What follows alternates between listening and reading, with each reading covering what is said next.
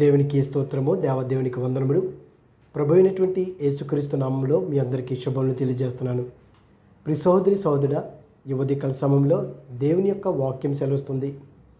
మన నాలుక చూసుకున్నట్లయితే చాలా ప్రమాదకరమైనది. అందుకే సామెతల గ్రంథంలో దేవుని కంట యెహోవాకి అసహ్యములైనటువంటివి 6 కలవంట. అందులో ఒకటి మనం చూసుకున్నట్లయితే సామెతలు 6:14లో కళ్ళలాడు నాలుక. ఈ దినాల్లో మనం చూసుకున్నట్లయితే ఈ నాలుక ద్వారా అనేకమంది అబద్ధాలు, కపటమైనటువంటి మాటలు, మాట్లాడకూడనటువంటి మాటలు మనం మాట్లాడుతున్నాం. అందుకని అంటున్నాడు, కళ్ళలాడు అంటే అబద్ధములాడు నాలుక ఆయనకి అసహ్యము. అంటే మన నాలుక ఎప్పుడు కూడా దేవుని యొక్క మాటలు పలకాలి, పరిశుద్ధుని యొక్క ఆ నామాన్ని మనం స్మరించుకోవాలంటే మన నాలుకని ఎప్పుడు కూడా మనము దాన్ని తర్ఫీదు చేయాలి. కానీ ఈ దినాల్లో ఒకరి యొక్క కుటుంబం పాడైపోవాలంటే, ఒకరి యొక్క స్నేహం కానీ, ఒకరికి చెడ్డ పేరు రప్పించాలన్నా, ఇదిగో మన శరీరంలో అతి భయంకరమైనటువంటిది నాలుక. దాన్ని మనం చాలా జాగ్రత్తగా కాపాడుకోవాలని దేవుని యొక్క వాక్యం సెలవుస్తుంది. చూడండి ప్రియ సోదరి సోదరులారా, దేవుని యొక్క వాక్యం సెలవుస్తుంది ఉదయకాల సమయంలో సామెతల గ్రంథం 20:19 చూస్తే, కొండుగాడై తిరుగులాడువాడు పరుల గుట్టు బయట పెట్టాడు. చూడండి, కొంతమంది ఉంటారు, వారి నోట్లో ఏది ఆగదో పాపం చెప్పేస్తారు, ఎవరికి చెప్పొద్దని. కానీ వాడు ఏం చేస్తాడు? కొండుగాడై వాడు తిరుగులాడుతూ ఉంటాడో, పరుల గుట్టు ఏం చేస్తాడో బయట పెడతా ఉంటాడు. కొంతమంది ఎక్కడ ఏం మాట్లాడాలో తెలియదు. ఎవరైనా ఒక మాట చెప్తే అది తీసుకెళ్ళి మళ్ళీ వేరే వాళ్ళకి చెప్పి వారి యొక్క స్నేహబంధం కావచ్చు, ఏదైనప్పటికీ పాడు చేస్తూ ఉంటారు. వారి యొక్క బాంధవ్యాన్ని పాడు చేస్తూ ఉంటారు. వాడు కొండెములాడుతూ ఉంటాడు, అబద్ధములాడుతూ ఉంటాడు, పొరుగువాని యొక్క గుట్టుని బయట పెడతాడు. కానీ దేవుని యొక్క వాక్యం చేస్తుంది, అటువంటి నాలుక, అటువంటి కపటమైనటువంటి కళ్ళలాడు నాలుక దేవునికి అసహ్యము. ఒక్కసారి మనల్ని మనం పరీక్షించుకుందాం. నిజంగా మనం ఎటువంటి నాలుకని కలిగి ఉన్నాం? ఈ పాప ప్రచండమైనటువంటి ఆ నాలుకలాగా కలిగి ఉన్నామా? లేకపోతే చూద్దాం. సామెతల గ్రంథంలోని 21:23 చూస్తే, నోటిని నాలుకను భద్రము చేసుకునేవాడు ఎవడైతే కనుక నోటిని నాలుకను చాలా భద్రపరుచుకుంటారో వారంట శ్రమల నుండి తన ప్రాణములు కాపాడుకుంటారు. ఎందుకు మనిషినికి శ్రమలు వస్తున్నాయి? అనవసరంగా ఈ నాలుకను ఉపయోగిస్తూ ఉంటారు. దేవుని యొక్క సన్నిధిలో ప్రార్థనకి, వాక్యం చదవటానికి, పాటలు పాడటానికి కాదు, కానీ అనవసరమైనటువంటి మాటలు. అందుకని అన్నాడు, ఎవరైతే నోటిని నాలుకను వారు భద్రము చేసుకుంటారో శ్రమల నుండి వారి యొక్క ప్రాణాలను కాపాడుకుంటారు. నీకెందుకు ఇన్ని శ్రమలు వస్తున్నాయి? ఎందుకు ఇన్ని ఇరుకులు వస్తున్నాయి నీకు? అంటే నీ నాలుకను నువ్వు భద్రము చేసుకోవట్లేదు, నీ నాలుకను నువ్వు అదుపులో పెట్టుకోవట్లేదు. దేవుని యొక్క బిడ్డలమని చెప్పుకుంటుంటే మనము ఎటువంటి మాటలు మనం మాట్లాడుతున్నాము? అందుకే దేవుని యొక్క వాక్యం చేస్తుంది. 1 పేతురు 3:10 చూస్తే, జీవమును ప్రేమించి మంచి దినములు చూడగోరువాడు. నువ్వు నిజంగా మంచి దినాలని, మంచి రోజులను చూడాలనుకున్నావా? ఇదిగో ఈ దినాల్లో ఎంత భయంకరమైనటువంటి దినాలను మనం చూస్తున్నాము. ఊర్లు కొట్టుకుపోతున్నాయి, పట్టణాలు మునిగిపోతున్నాయి. ఇదిగో భయంకరమైన పరిస్థితుల్లో మనం జీవిస్తున్నాము. అయితే ఇదిగో నీవు జీవమును ప్రేమించి మంచి దినములు చూడగోరువాడు చెడ్డదాన్ని పలకకుండా, మనం ఎప్పుడు కూడా నువ్వు జీవాన్ని ప్రేమించి మంచి దినాలను చూసుకున్నట్లయితే, చూడాలనుకుంటే చెడ్డదాన్ని అంటే మన నోటితోటి మనం పలకకుండా, తన నాలుకను కపటపు మాటలు చెప్పకుండా తన పెదవులను కాచుకొనవలను. మనం ఇప్పుడు కూడా మన నాలుకతోటి కపటమైనటువంటి మాటలు మనం పలకూడదండి. కొంతమంది నోరు తెరిస్తే అబద్ధాలు, నోరు తెరిస్తే వారు ఏం మాట్లాడతారో వారికే తెలియదు. అంటే వారి నాలుక పాపంతో నిండి ఉన్నది. ఆ పాపాన్ని నువ్వు తొలగించుకోవాలంటే అదిగో నీ నాలుక నువ్వు అదుపులో పెట్టుకోవాలి, భద్రము చేసుకోవాలి. అప్పుడు నీ శ్రమల నుండి నువ్వు రక్షించుకుంటావని దేవుని యొక్క వాక్యం చదువుతుంది. అందుకేనంట మనం ఎప్పుడు కూడానండి అనేక సార్లు మనం విన్నాం ఈ వాక్యాలని. మనం మాట్లాడుతుంటే ఎదుటివారికి మేలుగా ఉండాలంటే, అందుకే ఎఫెసీయులకు రాసినట్టు పత్రికలు 4:29 చూస్తే వినువారికి మేలు కలిగినట్లు. ఎవరండి ఈ దినాల్లో వినేవారికి మేలు కలిగి? నువ్వేం మాటలు వింటావంటే వినకూడనటువంటి మాటలు మనం వింటున్నాము, చెవులు పగిలిపోయేటువంటి మాటలు మనం వింటున్నాం. ఈ దినాల్లో ఎంత భయంకరమైన పరిస్థితులు అంటే మన నాలుకను మనం అదుపులో పెట్టుకోవట్లేదు. ఇదిగో వినువారికి మేలు కలిగినట్లు అవసరమును బట్టే. కొంతమంది అనవసరంగా మాట్లాడుతూ ఉంటాం. మనం ఎప్పుడు కూడా అనవసరంగా మనం మాట్లాడకూడదు. మేలు కలిగినట్లు అవసరం బట్టి కనుక నువ్వు నిజంగా మాట్లాడినట్లయితే క్షేమాభివృద్ధికరమైన అనుకూల వచనమే పలుకుడి. ఒకరికి క్షేమం కలిగినట్లుగా అనుకూల వచనాలు మనం పలకాలంట మన నాలుకతోటి.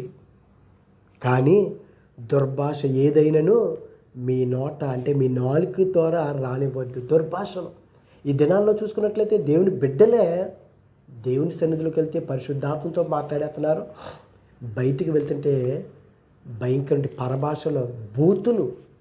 అయ్యో ప్రియ సోదరి సోదరులారా, నీ నాలుకను కనుక నువ్వు అదుపులో ఉంచుకోకపోతే, ఒకరికి మేలు కలిగినట్లు క్షేమాభివృద్ధికరమైన మాటలు కనుక నువ్వు మాట్లాడకపోయినట్లయితే, అదిగో కపటములాడు నాలుకంటే దేవునికి అసహ్యం. అంటే దేవుడు నిన్ను అసహించుకుంటున్నాడు.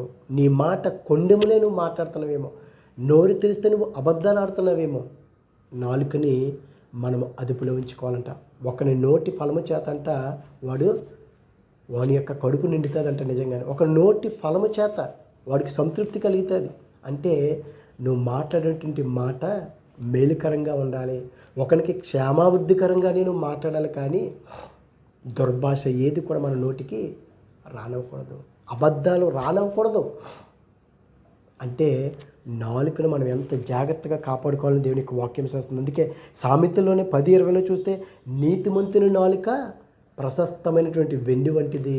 నువ్వు నిజంగా నీతిమంతుడు అయితే, యథార్థవంతుడు అయితే, దేవుని యందు భయభక్తులు కలిగినట్లయితే, ఇదిగో అటువంటి వారి నాలుక ప్రశస్తమైనటువంటి వెండితో పోల్చబడింది. నువ్వు నిజంగా ఆ వెండి ప్రశస్తమైనటువంటి వెండి వంటి ఆ నాలుకను కలిగి ఉన్నావా? లేకపోతే కళ్ళలాడు నాలుక, కపటమైనటువంటి నాలుక, పాపపు నాలుక, దుర్భాషలాడు నాలుక నువ్వు కలిగి ఉన్నావేమో. అటువంటి నాలుకను కాకుండా ఇదిగో ప్రశస్తమైనటువంటి వెండి కలిగినటువంటి ఆ నాలుకను నువ్వు కలిగి ఉన్నట్లయితే, అయ్యో ప్రభువా, ఎంతవరకు నేను దుర్భాషలో బూతులాడి ఉన్నయ్యా, ఎంతవరకు నేను వ్యర్థమైనటువంటి మాటలు నా నాలుక ద్వారా మాట్లాడానయ్యా, ఎంతవరకు ప్రభువా కపటమైన మాటలు నేను కళ్ళలాడు నాలుకలు, ఒకని యొక్క గుట్టు నేను బయట పెట్టేవాడిని, ఇదిగో లేని వార్త నేను నా నాలుక ద్వారా నేను పుట్టించేవాడిని, నేను ఏ విధంగా ఉండకూడదయ్యా అని నిజంగా దేవుని అడిగినట్లయితే, ఇదిగో నీ నాలుకను నువ్వు నిజంగా నువ్వు మార్చుకోలేవు. దేవుని అడిగితే నీ మాట తీరు దేవుడు మార్చేస్తాడు. నిజంగా మోషే గారు కూడా ఇదిగో ఇశ్రాయేల్ ప్రజలు నువ్వు నడిపించాలి ఐగుప్తు నుంచి అంటే, అయ్యో నేను నోటి మాంద్యం కలిగినటువంటి వాడు. నీ నాలుకను మార్చగలవాడు, వాక్ చాతుర్యాన్ని ఇవ్వగలిగేటువంటి గొప్ప దేవుడు మన దేవుడు. ఒక్కసారి మనల్ని మనం పరీక్షించుకుందాం. అయ్యో ఎటువంటి నాలుకను కలిగి ఉన్నాను, కపటమైన మాటలు కలిగేటువంటి నాలుక ఉందేమో, అబద్ధమైనటువంటి మాటలే మాట్లాడుతున్నామేమో. మాట్లాడకూడదని ఈ దినాన్న మనం ఒక నిర్ణయం తీసుకోవాలని దేవుని యొక్క వాక్యం చదువుతుంది. ఎందుకంటే జీవ మరణములు నాలుక అవసరం. ఎందుకంటే కొంతమంది మాట్లాడతారు కత్తిపోటి వంటి మాటలు. దేని ద్వారా? నాలుక ద్వారా. ఒకరిని చంపాలన్నా సరే ఇదే నాలుక, ఒకరిని జీవింప చేయాలన్నా ఇదే నాలుక. మనం చంపటం కాదు, కానీ మాటల ద్వారా ఒకరిని యొక్క హృదయాల్ని మనం గాయపరచడం కాదు, కానీ మన మాటల ద్వారా ఒకరికి మేలుకరంగా ఉండాలి, మన మాటల ద్వారా ఒకరికి క్షేమాభివృద్ధి కలిగి ఉండాలి. నువ్వు ఆ విధంగా కలిగి ఉన్నట్లయితే దేవుడు నిన్ను అసహించుకోడు, దేవుడు నిన్ను ప్రేమిస్తాడు, నిన్ను ఆస్వాదిస్తాడు. అందుకే దేవుని యొక్క వాక్యం వస్తుంది. కొలసలకు రాసినటువంటి పత్రికలో 4:6 చూస్తే, ప్రతి మనుషునికి ఎలాగో ప్రత్యుత్తరం ఇవ్వాలనో అది మీరు తెలుసుకున్నట్టుకే మీ సంభాషణ ఉప్పు వేసినట్లు రుచి గలదై కృపాసహితంగా ఉండవలెను. మనం మాట్లాడే మాట రుచికరంగా ఉండాలండి. ఎవరైనా అయ్యో ఇతను మాట్లాడితే నాకు మేలుకరం, ఇతను మాట్లాడాలి అని ఎదుటివారు ఎదురు చూసే విధంగా ఉండాలని మన మాటలు. కానీ అయ్యో ఇతడు నోరు తెరిస్తే అబద్ధాలు, ఇతడు నోరు తెరిస్తే దుర్భాషలు, ఇతడు నోరు తెరిస్తే లేనిపోని మాటలు మాట్లాడతాడు, ఇతడు నోరు తెరిస్తే ఏం మాట్లాడతాడో ఇతడికే తెలీదు, ఈమెకే తెలీదు అని ఆ విధంగా మనం ఉండకూడదు. అయ్యో ఈ కుమార్తె, నా సహోదరుడు, నా సహోదరి, ఈమె మాట్లాడితే, ఇతడు మాట్లాడితే నాకు మేలుకుంటుంది అని ఒక్కరికి మేలుకరంగా, ఇదిగో ఒక మనిషి ప్రతి మనుషునికంట ఎలాగో ప్రత్యుత్తరంలో అది తెలుసుకున్నట్టుగా మీ సంభాషణ ఉప్పు వేసినట్లుగా ఉండాలి, కృపాసహితంగా ఉండాలని దేవుని యొక్క వాక్యం చేస్తుంది. మరి ఈ దినాన్న నీ యొక్క నాలుక కళ్ళలాడు నాలుకలాగా ఉన్నదా, కపటమైనటువంటి నాలుకలాగా ఉందా, దుర్భాషలాడు నాలుకలాగా ఉందా, లేకపోతే ఉప్పు వేస్తే తినేటువంటి ఆహారంలో లేకపోతే కూరలో ఎంత రుచికరంగా ఉంటుందో అంత రుచికరంగా నీ మాటలు ఉండినట్లయితే, దేవుని యొక్క మాటలు కనుక నీ నాలుక ద్వారా, ఆ పరిశుద్ధాత్మని యొక్క మాటలు నీ నాలుక ద్వారా వచ్చినట్లయితే దేవునికి మహిమకరము. ఇదిగో దేవుని యొక్క వాక్యం చేస్తుందండి. ఎందుకు మనందరం కూడా ఈ విధంగా ఉన్నామంటే, యాకోబు రాసినటువంటి పత్రికలో 3:2 ఎవడైనాను మాట యందు తప్పని ఎడల అనేక మంది నాలుగు కొంద కదా అని వాగ్దానాలు చేస్తారండి, కానీ తప్పిపోతారు.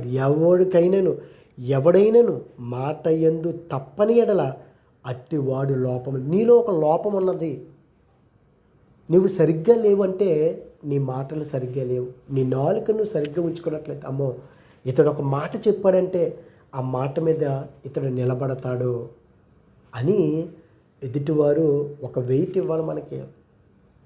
ఆ మాట మీద నిలబడాలి. నువ్వు మాట్లాడుతున్నావు, ఇదిగో నేను ఈ పని చేస్తాను అంటే మనలో ఎటువంటి లోపం లేని వారిగా మనం ఉంటాం. ఒక మాట మాట్లాడమంటే చెప్పేయటమే కాదు, దాన్ని మనం పాటించినట్లయితే అప్పుడు మన మాటకి విలువ ఉంటుంది. ఆ విలువ రావాలంటే ఇదిగో నీ నాలుకని అదుపులో ఉంచుకోవాలి. నీ నాలుకని ఇష్టానుసారంగా నువ్వు మాట్లాడకూడదు, భద్రము చేసుకోవాలి.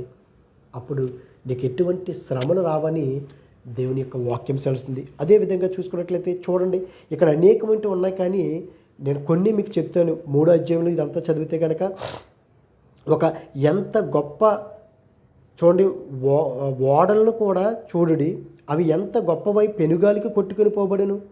ఓడ నడుపు వాని ఉద్దేశం చొప్పున మిక్కిలి చిన్నదగు చుక్కాని చేత త్రిప్పబడెను. ఓడ చూడండి ఎంతో పెద్దది, కానీ చుక్కాని చిన్నది ఉంటుంది, అది ఎటు తిప్పితే అటు వెళ్తుంది. మరి మన నాలుక ఈ లోకంలో చూసుకున్నట్లయితే దేన్నైనా సరే మనం తర్ఫీదు చేయగలుగుతున్నాం కదా, మన వైపు చక్కగా మంచిగా మార్చుకున్నాం కదా.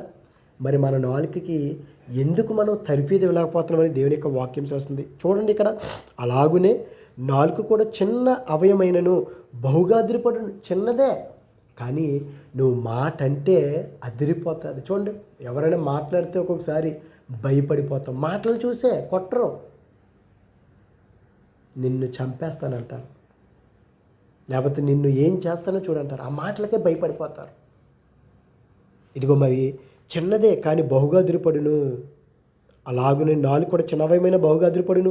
ఎంత కొంచెము నిప్పు ఎంత విస్తారమైన అడవిని తగలబెట్టెను. నిప్పు ఎంతే ఉంటుందండి, అది అడవిలో కనుక వేస్తే ఏమవుతుంది, అడవిని అంతా తగలబెట్టేస్తుంది. ఇదిగో మన నాలుక కూడా చిన్నదే అవయవాల్లో. నీవు ఒకరిని తగలబెట్టేలా కాదు, ఒకరిని కట్టే విధంగా ఉండాలి, కూల్చే విధంగా కాదు, కట్టే విధంగా ఉండాలి. అంటే మన మాటలో నీతిమంతుని యొక్క నాలుక ప్రశస్తమైనటువంటి వెండి వంటిదని దేవుని యొక్క వాక్యం సెలవిస్తుంది. అలాగే చూసుకున్నట్లయితే ఇంకా అనేకమంటి ఇక్కడ ఉన్నాయి. నిజంగానే మనం సర్ప జలచరంలో ప్రతి జాతియు నరజాతి చేత సాధుక జాలును సాధు అయిను కానీ ఏ నరుడును నాలుక సాధు చేయనేరడు. అది మరణకరమైన విషముతో నిండి ఉన్నది. మరణకరమైనటువంటి విషము నాలుకలో. ఎందుకంటే అబద్ధాలు, లేనిపోయినటువంటి మాటలు మాట్లాడటం. మనం ఆ విధంగా ఉండకూడదు. అందుకే దేవుని యొక్క వాక్యం చేస్తుంది. చూడండి, ఇక్కడ నిండి ఉన్నది, దీనితో తండ్రి అయిన ప్రభువుని స్తుతింతుము, దీనితోనే దేవుని పోలిక పుట్టిన మనుషులను శపింతుము. ఈ నాలుకతోటే దేవుని ఆరాధిస్తున్నాము, ఈ నాలుకతోటే ఎదుటివారిని మనం శపిస్తున్నాం. ఎప్పుడు కూడా మనం అందుకే ఉంటే వెచ్చగానే ఉండండి, చల్లగా నులివెచ్చగా ఉండొద్దు అన్నాడు దేవుడు. కనుక ప్రియ సోదరులారా, మనం ఈ నాలుకతోటి దేవుని ఆరాధించడం, ఈ నాలుకతోటి ఒకరిని శపించే విధంగా ఉండకుండా, ఇదిగో మన నాలుకని అదుపులో పెట్టుకుని ఒకరికి ఇష్టమైనటువంటి మాటలు మనం మాట్లాడి రుచికరంగా మన మాటలు ఉండేటట్టుగా మనం ఉందాం. ఇంకా అనేక వాక్యాలు ఉన్నాయి, కానీ మరి సమయం లేదు కనుక మన నాలుకను మనం అదుపులో పెట్టుకొని ఒకరికి క్షేమాభివృద్ధి కలిగినట్లుగా మనము మాట్లాడదాం. అటువంటి కృప దేవుడు మనకు దయచేయను గాక. ఆమేన్. పరిశుద్ధుడా, ప్రేమగల తండ్రి, మహిమగల దేవునికి స్తోత్రములు తండ్రి. ఇదిగో దేవా, నాలుక ప్రభా అగ్ని వంటిది అన్న ప్రభా, ఇదిగో తండ్రి మా నోటికి ప్రభా కుట్టినటువంటి కపటమైనటువంటి మాటలు రాకుండా, కళ్ళలాడు నాలుక నీకు అసహ్యం అంటున్నావు తండ్రి. అటువంటి విధంగా కాకుండా నీతిమంతుని యొక్క నాలుక ప్రశస్తమైనటువంటి వెండి వంటిది అంటున్నావు ప్రభా. ఇదిగో తండ్రి మా నాలుక చిన్నదైనప్పుడు కూడా అదే అదిరిపడును, బహుభయంకరమైనది అంటున్నావు ప్రభా. అట్టి విధంగా కాకుండా మేము మాట్లాడే ప్రతి మాట కూడా ఉప్పు వేస్తే ఎంత రుచిగా ఉంటుందో మా సంభాషణ ఆ విధంగా ఉండడానికి మార్గం సరళం దయచేయండి. అనారోగ్య బిడ్డలకు ఆరోగ్యాలు దయచేయండి. నీ కృపలో మమ్మల్ని భద్రపరచమని క్రీస్తు నామములో అడుగుచున్నాం పరమ తండ్రి. ఆమేన్, ఆమేన్. God bless you all.